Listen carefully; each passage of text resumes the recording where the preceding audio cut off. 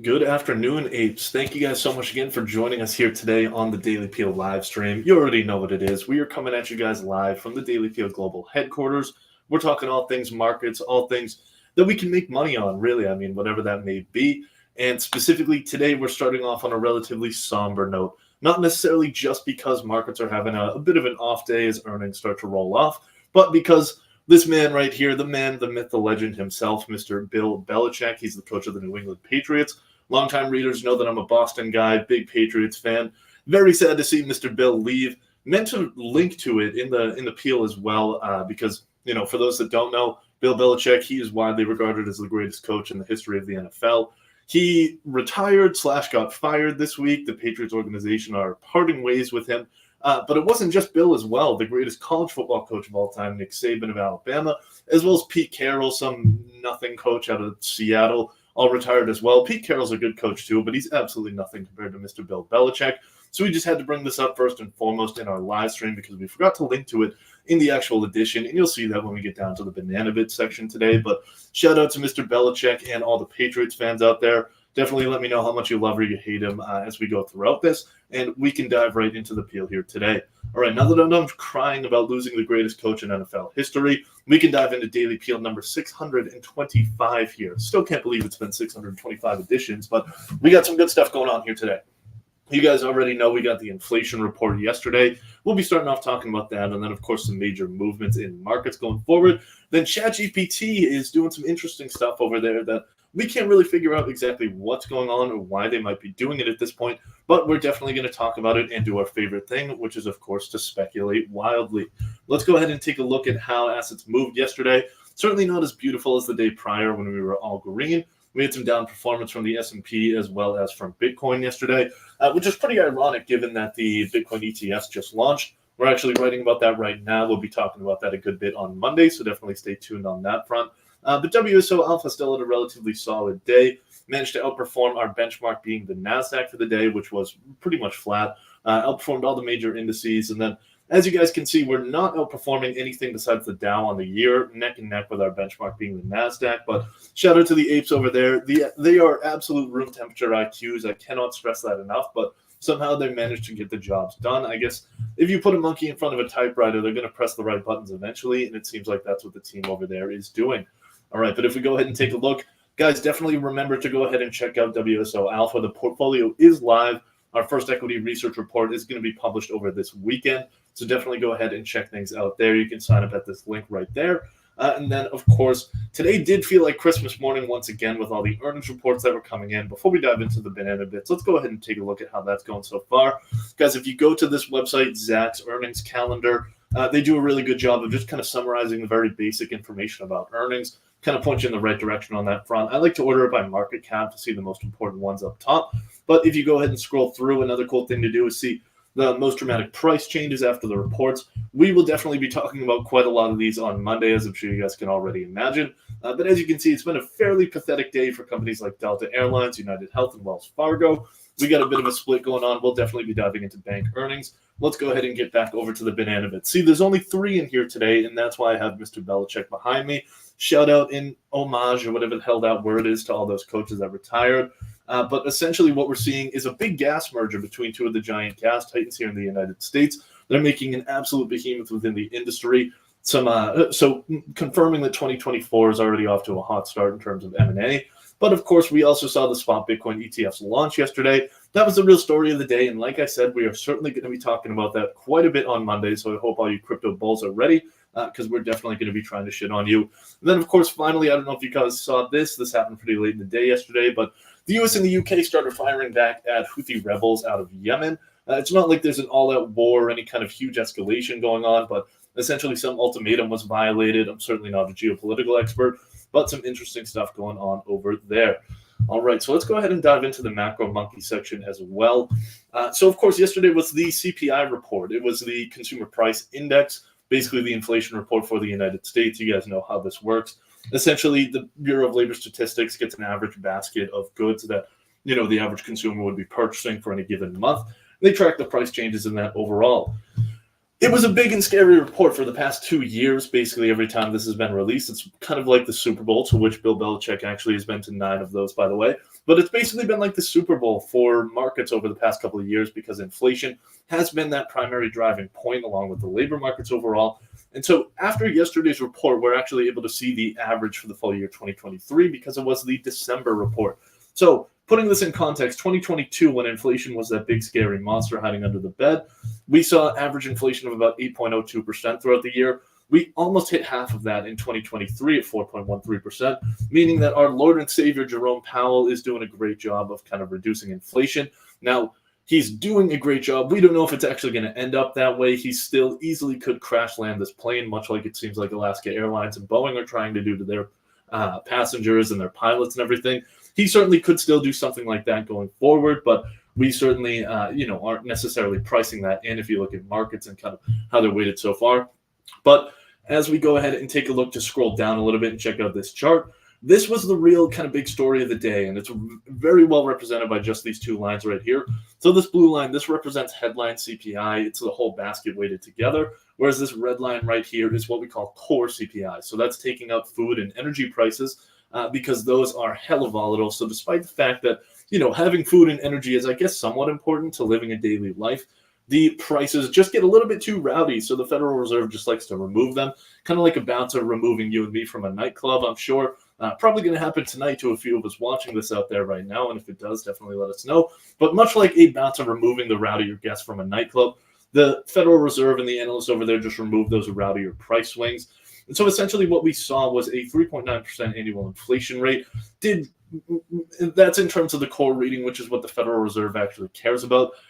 They don't really focus on headline CPI, even though that's what all the major media outlets like to report on. The Federal Reserve cares about core CPI, and more importantly, they care about core PCE, Personal Consumption Expenditure Report. That doesn't come out until the 26th of this month, so definitely stay on the lookout for that. But the reason that they focus on those more so is because they're more about underlying inflation. And food and energy, they get affected by all kind of fucked up shit. So they focus much more on those core readings, the one that they can actually control and kind of matter.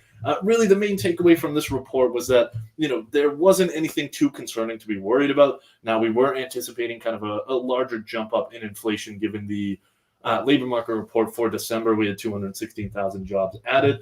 So it wouldn't be too much of a surprise to see inflation tick way back up. But fortunately, that's not what we saw. On the monthly reading, we did see it jump back up a little bit from 0.1% in November to 0.3% inflation for the month of December. But still, like I said, no major concern. And that's why you saw markets sell off early in the morning. Bond yields absolutely soared early in the morning as well. But they all corrected by the time that analysts actually had time to go ahead and read these reports. Definitely be on the lookout for PCE later this month. That's going to be the kind of big market mover. We'll see if you guys are placing any bets before then, but make sure you're just keeping up the degeneracy with whatever you do. That's what we're all here for over at the Daily Peel. Speaking of degeneracy, let's go ahead and move on into some stock movements of the day. DocuSign is absolutely feeling like a Wharton graduate with a 4.0 GPA, the way that all these consulting firms and private equity firms and whatever else are bidding after them. So we have Bain Capital and Hellman and Friedman both dying to add DocuSign to their books.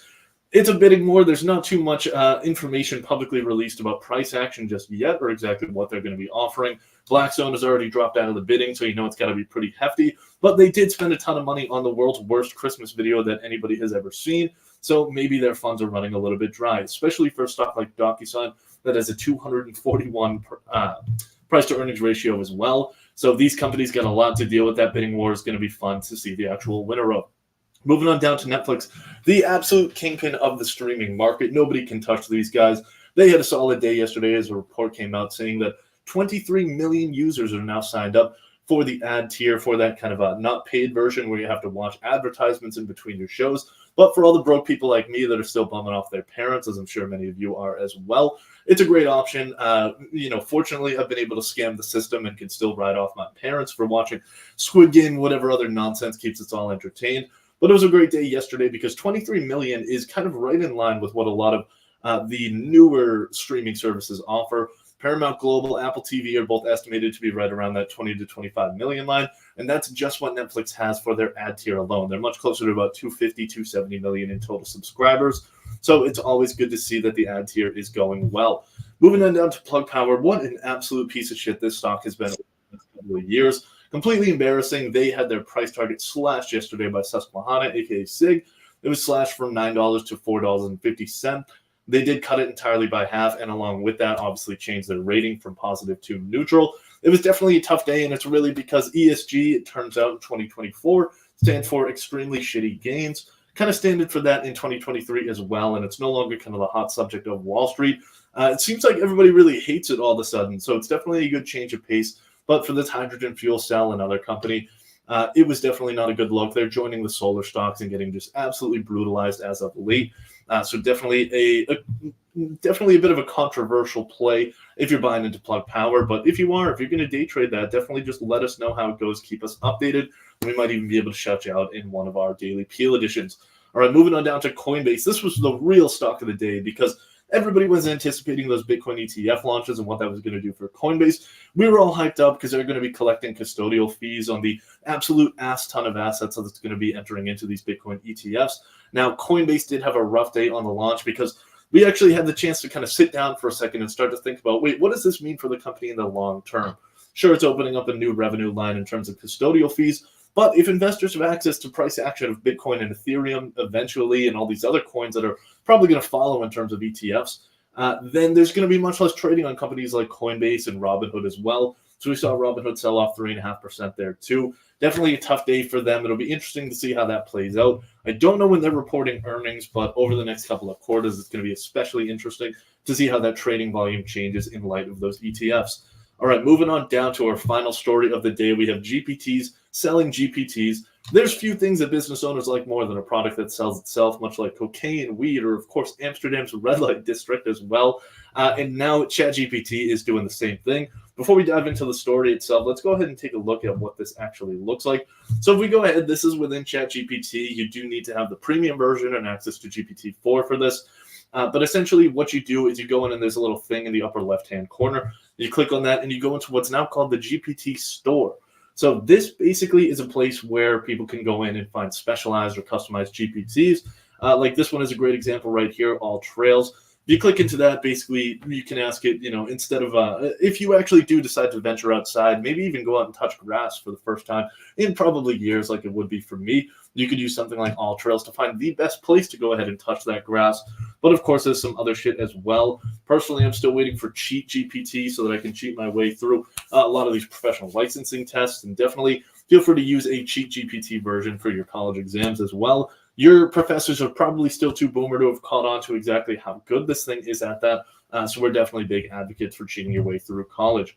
All right, but moving on down below, these custom GPTs, like I said, they're exactly what they sound like. They basically just allow you to have a more customized or a more streamlined response in terms of exactly what you're asking for. These are a couple more examples listed out here. Consensus GPT, that's a pretty popular one so far. Basically an AI research assistant. Definitely go ahead and check these out. Play around with them a good bit because that's really the only way to learn about it. You guys know that I'm the furthest thing from a technologist. So we've been having a tough time understanding exactly how ChatGPT and OpenAI are going to make any fucking money off of this. So it is a rev share model, like I point out in the piece here, but given that, it's not entirely obvious how that actually works, you do need to have the premium subscription to be able to access these customized GPTs, but it's $20 a month. Say I spend 50% of my time on this All Trails. Does that mean All Trails is going to get $10 worth of my revenue? Or like the details of how the rev share actually works isn't entirely open yet, but we can imagine that OpenAI is doing this out of the goodness of their hearts. We're sure Sam Altman has figured out some sort of way to absolutely fleece everybody that uses ChatGPT and all of the other GPTs that are now going to be available on there. We'll see if we can get a daily Peel GPT for you guys going as well. I'm sure you would love to have our reaction to almost anything that happens in the world. Just kidding, but we'll try our best. Maybe that's a solid idea. If that's something you guys want, definitely let us know because we do have people on the team that are way smarter than me that can actually figure out how to develop these things. But it'll be interesting to see what's next for OpenAI, how they actually monetize this, how this changes valuations going forward. But that's pretty much the story for the day. Obviously, we had to finish up with a quote about technology and AI. And of course, who better to ask that from than our boy Elon Musk? He's speaking about the future here, talking about when automation becomes kind of a big mainstream thing. It says that you can have a job if you want to for personal satisfaction, but the AI would be able to do everything. So basically, the AI is going to be able to kind of take over all of that stuff and everything else that you would want to be doing, so that you can spend more time doing the shit that you actually like. If the shit that you actually like is working a job, then hey, all the better. You can definitely still do that and get some kind of personal satisfaction, at least according to Mr. Musk here. Now, all right, it looks like we actually got some comments here. So let's go ahead and check those out before we dip out for the day. Brogan, I appreciate the comment as well. We definitely love to have you on these live streams as well here. And then what do we have? Invested 35,000. Interesting. Oh, that is that looks like some kind of advertisement for Tesla stock. But hey, if you guys are degenerates enough to go ahead and buy into that Tesla stock, then definitely go ahead and listen to our boy, Mr. James Tommy. Either way, James, thank you very much for joining the live stream, just like everybody else here. It is a beautiful Friday here. It is now 12:25 p.m. on this beautiful Friday, January 12th, 2024. Thank you guys for joining us as always. Of course, we'll see you again on Monday. Have a great weekend. Stay safe, stay nice and degenerate. And of course, happy trading, guys. Bye now.